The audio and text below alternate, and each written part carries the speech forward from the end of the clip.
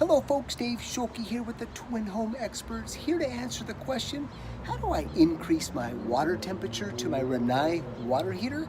Well, I'm going to go ahead and show you how to do that right now. Customer's not happy with 120 degree temperature, they want to increase it. But you can't just use the arrow to move the temperature up. So what you need to do is remove the front cover. To get to the screws, what you want to do is these little trim pieces here just slide out. The bottom one, same thing, slides out. And that's what gives you the access to the screws.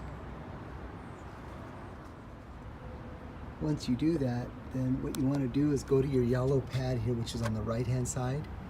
Go to the number 6. Find the number 6. And what you're going to do is kick it to the right like that. Then you can come down to your digital pad again. It allows you to increase the temperature. I like them at around 135, but you can go to 140. Well folks, hopefully this helped. As always, thanks for watching. Make sure you hit that subscribe button.